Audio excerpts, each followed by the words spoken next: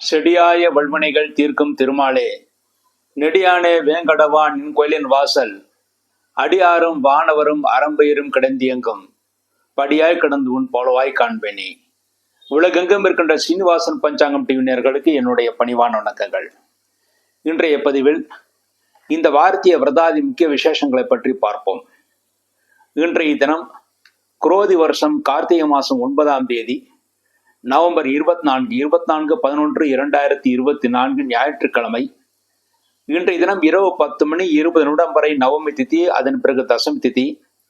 இரவு 10:16 வரை பூரம் நட்சத்திரம், அதன் பிறகு உத்தரம் நட்சத்திரம். வைத்திருதி நாமயுகம், தைத்துலா கரணம், நேத்திரம் 1, ஜீவன் அரை என்ற அளவில் இருக்கிறது. பூரமும் ஞாயிற்றுக்கிழமையும் சேரும் போது சித்தி யோகம், உத்தரமும் ஞாயிற்றுக்கிழமையும் சேரும் போது அமிர்த யோகம். ஆக இன்றைய தினம் நவமி திதியாக இருந்தாலும் நாள் முழுதுமாக சித்தி யோகம் அமிர்த யோகமாக இருக்கிறது. இன்றைய தினத்திலே மாலை 6 மணிக்கு பிறகு நவமி தோஷம் கிடையாது. அதன் பிறகு அவசியமான நல்ல காரியங்களை நீங்கள் தாராளமாக செய்யலாம். அடுத்து நாளைய தினம் குரோதி வருஷம் கார்த்திகை மாதம் 10ஆம் தேதி நவம்பர் 25/11/2024 திங்கட்கிழமை. திங்கட்கிழமை என்று தசமி திதி. அன்றைய தசமி திதி இரவு 1:02 வரை இருக்கிறது. அதன் பிறகு ஏகாதசி திதி வருகிறது. திங்கட்கிழமை உத்தரம் நட்சத்திரம் இரவு 1:24 வரை உத்தரம் நட்சத்திரம், அதன் பிறகு அஸ்தம் நட்சத்திரம். விஷ்கம்பம் நாம் யோகம், வணிசை கணம், நேத்திரம் 1, ஜீவன் அரை என்ற அளவில் இருக்கிறது.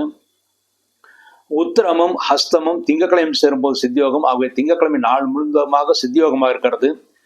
பஞ்சாங்கத்தில் அன்றைய தினம் கருநாள் என்று போடப்பட்டிருக்கும். கருநாளாக இருந்தாலும் அன்றைய தினத்திலே தாராளமாக நல்ல காரியங்களை செய்யலாம். கருநாள் தோஷம் என்பது காலை 7 மணி வரை மட்டுமே இருக்கிறது. அதன் பிறகு கருநாள் தோஷம் கிடையாது. அவசியமாக நல்ல காரியங்களை தாராளமாக திங்கட்கிழமை செய்யலாம். கருநாள் தோஷம் என்பது கிடையாது. அடுத்து செவ்வாய்க்கிழமை குரோதி வருஷம் கார்த்திகை மாதம் 11ஆம் தேதி நவம்பர் 26/11/2024 செவ்வாய்க்கிழமை. செவ்வாய்க்கிழமை என்று ஏகாதசி திதி. அன்றைய ஏகாதசி திதி என்பது இரவு 3:48 வரை இருக்கிறது. அன்றைய நட்சத்திரம் ஹஸ்தம் நட்சத்திரம். நாளை அடுத்த நாள் மறுநாள் விடியற்காலை 4:34 வரை ஹஸ்தம் நட்சத்திரம், அதன் பிறகு சித்திரை நட்சத்திரம். பிரீத்தி நாமிகம், பவகரணம், நேத்திரம் 1, ஜீவன் அரை என்ற அளவில் இருக்கிறது. ஹஸ்தமும் சித்திரையும் செவ்வாய்க்கிழமையும் சேரும்போது சித்தியோகம். ஆகவே செவ்வாய்க்கிழமை நாள் முழுவதுமாக 60 நாளைக்கு சித்தியோகமாக இருக்கிறது. அன்றைய தினம் ஏகாதசி திதி. ஒவ்வொரு ஏகாதசிக்கும் ஒரு பெயர் இருக்கிறது. அன்றைய ஏகாதசிக்கு ரமா ஏகாதசி என்று கூறுவார்கள்.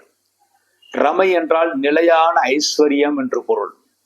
நிலையான ஐஸ்வர்யத்தை விரும்புபவர்கள், அதாவது தேய்மானம் ஆகாத சொத்துக்களை விரும்புபவர்கள் அன்றைய தினத்திலே பெருமாள் கோயிலுக்கு சென்று பெருமாளுடைய உயரத்திற்கு ஏற்றபடி பெரிய துளசி மாலையை அணிவித்து நெய் தீபங்கள் அல்லது நல்லெண்ணெய் தீபங்கள் உங்களுக்கு வசதிப்படி நீங்கள் வைத்து 11 தீபங்கள் ஏற்றலாம்.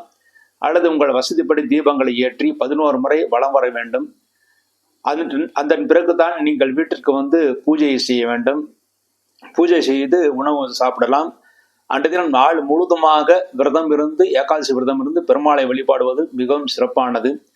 அவ்வாறு வழிபட, அதாவது நாள் முழுதுமாக விரதம் இருக்க முடியாதவர்கள் அன்றைய தினம் நீங்கள் பகல் நேரம் 12 மணிக்குள் நீங்கள் பெருமாள் கோயிலுக்கு சென்று பெருமாளுக்கு துளசி மாலை அணிவித்து அதன் பிறகு வணங்கிவிட்டு வர வேண்டும். அவ்வாறு செய்தால் நிலையான ஐஸ்வர்யம் கிடைக்கும் என்று கூறுவார்கள். ஆகவே நிலையான ஐஸ்வர்யத்தை விரும்புபவர்கள், நிலையான சொத்துக்களை விரும்புபவர்கள் அன்றைய தினம் பெருமாள் கோயிலுக்கு சென்று பெருமாளை வழிபாடு செய்வது மிகவும் சிறப்பானது.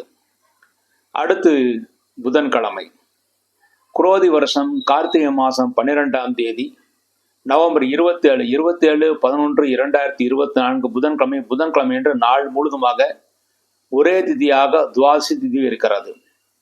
அன்றைய தினம் நட்சத்திரம் கூட ஒரே நட்சத்திரமாக சித்திரை நட்சத்திரம். அந்த நாளிலே நாள் முழுதுமாக ஒரே நட்சத்திரம் ஒரே திதியாக இருப்பதனால் அன்றைய தினம் குழந்தைகளுக்கு காது குத்துவதற்கு மிக மிக ஏற்றதினமாக அமைந்திருக்கிறது. குழந்தைகளுக்கு மொட்டை எடுத்து காது குத்துவதற்கு இந்த புதன்கிழமை மிக மிக ஏற்றதினமாக அமைந்திருக்கிறது. அன்றைய தினம் ஆயுஷ்மான் நாமயுகம், ஆயுளை விருத்தி செய்யக்கூடிய நாமயுகம். ஆகவே அன்றைய தினம் ஆசீர்வாதங்கள் தருவதற்கு, ஆசீர்வாதங்கள் பெறுவதற்கு ஏற்றதனமாக அமைந்திருக்கிறது. கௌளவகரணம், நேத்திரம் 0, ஜீவன் அரை என்ற அளவில் இருக்கிறது. சித்திரை நட்சத்திரம் புதன்கிழமை சேரும்போது சித்தியோகம். ஆகவே அன்றைய தினம் நாள் முழுதுமாக 60 நாள்கள் சித்தியோகமாக இருக்கிறது. அன்றைய தினம் விவாகம். திருமணம் போன்ற அனைத்து சடங்குகள் செய்வதற்கும் அன்றைய தினம் ஏற்றதனமாக இருக்கிறது. அன்றைய தினம் திருதின ஸ்பிருக் என்று பஞ்சாங்கத்தில் போடப்பட்டிருக்கும். திருதின ஸ்பிருக் என்றால் அன்றைய தினம் ஒரு நட்சத்திரம் 3 நாள் வியாபித்திருந்தால் அதற்கு பெயர் திருதின ஸ்பிருக். அதே போல ஒரு திதி 3 நாள் வியாபித்திருந்தால் அதற்கும் பெயர் திருதின ஸ்பிருக்.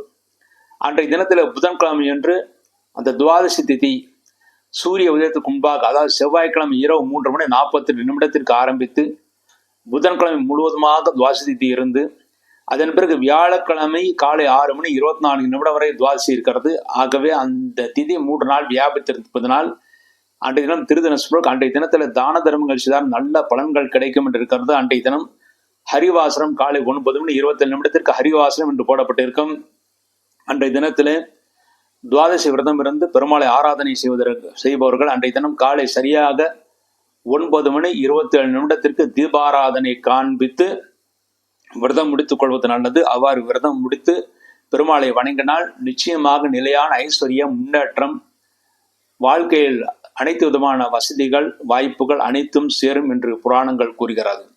அன்றைய தினம் புதன்கிழமை சித்திரை நட்சத்திரமாக இருப்பதனால் அன்றைய தினத்திலே நல்ல காரியங்கள் செய்வதற்கு ஏற்ற தினம். அன்றைய தினம் சித்திரை நட்சத்திரமாக இருப்பதனால் புதுமனை புகுழா நடத்துவதற்கான காரியங்கள் செய்வதற்கு, புதுமனை புகுழா நடத்துவதற்கு, குழந்தைகளுக்கு காது குத்துவதற்கு, மொட்டை அடிப்பதற்கு, வித்யாரம்பம் என்று சொல்லக்கூடிய படிப்பை தொடங்குவதற்கு, மேலும் காயத்ரி மந்திரத்தை உபதேசம் செய்வதற்கு, உபதேசம் பெறுவதற்கு, புதிதாக பதவியை ஏற்றுக்கொள்வதற்கு, குளம் கிணறு வெட்டுவதற்கு. அன்றைய தினம் குளம் கிணறு வெட்டினால் சுயான குடிநீர் கிடைக்கும் என்று, ஆகவே அன்றைய தினம் குளம் கிணறு வெட்டுவதற்கு, பயிர் தொழில் செய்வதற்கு, புதிதாக தங்க வெள்ளி நகைகளை வாங்கி அணிந்து கொள்வதற்கு, திருமணம் செய்வதற்கு, திருமணத்திற்கான ஏற்பாடுகள் செய்வதற்கு, தேவதா பிரதிஷ்டைகளுக்கான, அதாவது பிரதிஷ்டை செய்வதற்கான ஆயத்த வேலைகளை தொடங்குவதற்கு, வியாதேசர்கள் மீண்டும் வியாதி வரக்கூடாது என்பதற்கு வியாதேசர்கள் மருந்துண்பதற்கு, குளிப்பதற்கு, வியாதேசர்கள் குளிப்பதற்கு, கர்ப்பாதானம் என்று சொல்லக்கூடிய சடங்கை செய்வதற்கு அன்றைய தினம் மிக ஏற்ற தினமாக அமைந்திருக்கிறது. அன்றைய தினம் திருமணம் போன்ற அனைத்து சுபகாரியங்கள் செய்வதற்கும், திருமாங்கல் செய்வதற்கும், கூரை புடைவை வாங்குவதற்கும், பத்திரிகை அச்சடிப்பதற்கும், பத்திரிகையை முதலாக ஆண்டவன் சந்திலே வைத்து பூஜை செய்து மற்றவர்களுக்கு கொடுப்பதற்கு போன்ற அனைத்து நல்ல காரியங்களுக்கும் புதன்கிழமை மிக மிக ஏற்ற தினமாக அமைந்திருக்கிறது. அடுத்து வியாழக்கிழமை, குரோதி வருஷம் கார்த்திகை மாதம் 13ஆம் தேதி நவம்பர் 28/11/2024 வியாழக்கிழமை. வியாழக்கிழமை காலை 6:24 வரை துவாதசி திதி, அதன் பிறகு திரோதசி திதி. அன்றைய தினம் காலை 7:36 வரை சித்திர நட்சத்திரம், அதன் பிறகு சுவாதி நட்சத்திரம். சௌபாகிய நாமிகம், தைத்துலாக்கணம், நேத்திரம், பூஜ்யம், ஜீவன், அறை என்ற அளவில் இருக்கிறது. சித்திர நட்சத்திரம் வியாழக்கிழமை சேரும்போது சித்தி யோகம், சுவாதியும் வியாழக்கிழமை சேரும்போது அமிர்த யோகம். ஆகவே அன்றைய தினம், அதாவது வியாழக்கிழமை என்று காலை 7:35 வரை சித்தி யோகம், அதன் பிறகு அமிர்த யோகம் என்று நாள் முழுவதுமாக அமிர்த யோகம் சித்தி யோகமாகத்தான் இருக்கிறது. அன்றைய தினம் பிரதோஷ காலத்திலே சிவபெருமானை வழிபாடு செய்வதற்கு மிக ஏற்ற தினமாக அமைந்திருக்கிறது. அன்றைய தினம் மாலை நேரத்திலே திரோதசி திதி இருப்பதனால் சிவபெருமானை வழிபாடு செய்வதற்கு, நந்தி பகவானுக்கு அபிஷேகங்கள் செய்வதற்கு, மேலும் சிவபெருமானை வழிபாடு செய்வதற்கு மிக ஏற்ற தினமாக அமைந்திருக்கிறது. வியாழக்கிழமை பிரதோஷ காலத்திலே சிவபெருமானை வழிபாடு செய்தால் பழைய பாக்கிகள் வசூலாகும் என்று கூறுவார்கள். அன்றைய தினம் யமதீபம் ஏற்றுவதற்கு ஏற்ற தினம். யமதீபம் என்றால் பொதுவாக ஐப்பசி மாதத்திலே ஏற்றுவார்கள். அந்த நாளிலே ஐப்பசி மாதம் அமாவாசைக்கு 2 நாள் முன்பாக அந்த திரோதசி திதியிலே ஏற்றுவார்கள். அன்றைய தினம் யமதீபம் ஏற்ற முடியாதவர்கள், அந்த சாத்தியக்கூறு இல்லாதவர்கள் இன்றைய தினம், அதாவது வருகின்ற வியாழக்கிழமை என்று மாலை நேரத்தில் வீட்டிற்கு வெளியிலே 5 தீபங்கள் வைக்க வேண்டும். 5 தீபங்களும் தெற்கு நோக்கி இருக்க வேண்டும். தெற்கு நோக்கி 5 தீபங்கள் ஏற்றினால், யம தீபம் ஏற்றினால் வீட்டில் இருக்கின்ற குழந்தைகளுக்கு, பெரியவர்களுக்கு ஆரோக்கியம் ஏற்படும். எப்படிப்பட்ட வியாதிகள் இருந்தாலும் அந்த வியாதிகள் மறைந்து மருந்து உட்கொண்டால் நல்ல பலன்களை கிடைத்து ஆரோக்கியமாக இருப்பார்கள் என்கிறது. ஆகவே யமதீபம் ஏற்றுவதற்கு வியாழக்கிழமை மிக ஏற்றதனமாக அமைந்திருக்கிறது. அன்றைய தினம் திருமணம் போன்ற அனைத்து சடங்குகள் செய்வதற்கு மிக ஏற்றதனமாக அமைந்திருக்கிறது. அன்றைய தினம் ஒரு முழு சுபமுகூர்த்த தினம். அன்றைய தினம் சுவாதி நட்சத்திரமாக இருப்பதனால் சாந்தி முகூர்த்தம் செய்வதற்கு மிக ஏற்றதனமாக அமைந்திருக்கிறது. புதுமலை புகுவிழா நடத்துவதற்கு, அதாவது கிரகப்பிரவேசம் செய்வதற்கு ஏற்ற தினம். வித்யாரம்பம் என்று சொல்லக்கூடிய படிப்பை தொடங்குவதற்கு, காயத்ரி மந்திரத்தை உபதேசம் செய்வதற்கு, உபதேசம் பெறுவதற்கு, புதிதாக பதவியை ஏற்றுக்கொள்வதற்கு, பயிர் தொழில் செய்து அதில் லாபம் ஈட்டுவதற்கு, மேலும் அன்றைய தினத்தில் திருமணம் செய்வதற்கு, திருமணத்திற்கான ஏற்பாடுகள் செய்வதற்கு, அன்றைய தினத்தில் திருமணத்திற்கான கூரை புடவை வாங்குவதற்கு, தங்கம் வாங்குவதற்கு, வாங்கிய தங்கத்தை நீங்கள் விற்பனை செய்யாமல் அதை வேறு விதமாக மாற்றிக்கொள்வதற்கு ஏற்றதனமாக அமைந்திருக்கிறது. மேலும் அன்றைய தினத்திலே திருமாங்கல்யம் செய்வதற்கான தங்கம் கொடுப்பதற்கு, திருமாங்கல்யத்தை பெறுவதற்கும் ஏற்றதனும், வாஸ்து தோஷங்கள் வீட்டில் இருந்தால் அதற்கான பூஜைகள், வாஸ்து பூஜைகள் செய்வதற்கு, மருந்துண்பதற்கு, பத்திரிகைகள் அச்சடிப்பதற்கு, பத்திரிகைகள் தொழில் ஆரம்பிப்பதற்கு, உங்கள் ஜாதத்தில் ஏதாவது தோஷங்கள் இருந்தால் தோஷங்களுக்கான பரிகாரங்கள் செய்வதற்கு, நவகிரக ஜபம் செய்வதற்கு, நவகிரக ஹோமங்கள், கணபதி ஹோமங்கள் செய்வதற்கு போன்ற அனைத்து நல்ல காரியங்கள் செய்வதற்கும் வருகின்ற வெள்ளிக்கிழமை, வியாழக்கிழமை மிகவும் ஏற்றதனமாக அமைந்திருக்கிறது. அடுத்து வெள்ளிக்கிழமை குரோதி வருஷம் கார்த்திகை மாதம் 14ஆம் தேதி நவம்பர் 29/11/2024 வெள்ளிக்கிழமை. வெள்ளிக்கிழமை திரோதசி திதி காலை 8:40 வரை இருக்கிறது. அதன் பிறகு சௌர்தசி திதி வருகிறது. அன்றைய தினம் சுவாதி நட்சத்திரம் பகல் 10:18 சுவாதி நட்சத்திரம், அதன் பிறகு விசாகம் நட்சத்திரம். அன்றைய தினம் சோபன நாமயுகம், பனிசேகரணம், நேத்திரம், பூஜ்யம், ஜீவன், அறை என்ற அளவில் இருக்கிறது. சுவாதியும் விசாகம் வெள்ளிக்கிழமை சேரும்போது சித்தியோகம். ஆக வெள்ளிக்கிழமை நாள் முழுதுமாக சித்தியோகமாக இருக்கிறது. வெள்ளிக்கிழமை அன்றைய தினம் தனிய நாள் என்று பஞ்சாங்கத்தில் போடப்படும். தனிய நாள் தோஷம் அன்றைய தினம் காலை 8:40 வரை மட்டுமே இருக்கிறது. 8:40க்கு பிறகு தனிய நாள் தோஷம் கிடையாது. ஆகவே அன்றைய தினம் எல்லா நல்ல காரியங்களும் செய்யலாம். அன்றைய தினம் மாத சிவராத்திரி, மாதம் சிவராத்திரி விரதம் இருப்பவர்கள் அன்றைய தினம் விரதம் இருந்து சிவபெருமானை வழிபாடு செய்ய வேண்டும். அதன் மூலமாக சிவபெருமானுடைய பரிபூர்ண அருள் கிடைத்து வாழ்க்கை சுபிச்சமாக நன்றாக இருக்கும். அடுத்து சனிக்கிழமை குரோதி வருஷம் கார்த்திகை மாதம் 15ஆம் தேதி நவம்பர் 30/11/2024 சனிக்கிழமை. சனிக்கிழமை என்று பகல் 10:30 வரை சௌர்தசி திதி, அதன் பிறகு அமாவாசை திதி. அன்றைய தினம் சனிக்கிழமை பகல் 10:30க்கு பிறகு அமாவாசை வருகிறது. ஆகவே அமாவாசைக்கான தர்ப்பணம் விடுவதற்கு அன்றைய தினம் பகல் நேரமே நன்றாக இருக்கிறது. அன்றைய தினம் அமாவாசைக்கான படையல் வைப்பதற்கு நடுப்பகல் நேரம், அதாவது 12 மணிக்கு பிறகுதான் மிக நன்றாக இருக்கிறது. அன்றைய தினம் விசாகம் நட்சத்திரம் பகல் 12:34 வரை விசாகம் நட்சத்திரம், அதன் பிறகு அனுஷம் நட்சத்திரம், அதிகண்ட நாம யோகம், சகுனி கரணம், நேத்திரம், ஜீவன் இரண்டும் பூஜ்யம் என்ற அளவில் இருக்கிறது. விசாகமும் அனுஷமும் சனிக்கிழமையும் சேரும்போது சித்தியோகம். ஆகவே சனிக்கிழமை நாள் முழுதுமாக 60 நாளைக்கு சித்தியோகமாக இருக்கிறது. அன்றைய தினம் சர்வ அமாவாசை, அமாவாசைக்கான விரதம் இருப்பதற்கு மிக ஏற்றதனம். முன்னோர்களை வழிபாடுகள் செய்வதற்கு அன்றைய தினம் தில ஹோமங்கள், தில தர்ப்பணங்கள் செய்வதற்கு மிக ஏற்றதனமாக அமைந்திருக்கிறது. அன்றைய தினம் அமாவாசை விரதம் இருந்து முன்னோர்களை வழிபாடு செய்தால் நினைத்த காரியங்கள் கைகூடும், பித்ரு தோஷங்கள் விலகும், தில ஹோமங்கள், தில தர்ப்பணங்கள் செய்வதற்கும் ஏற்றதனமாக அமைந்திருக்கிறது.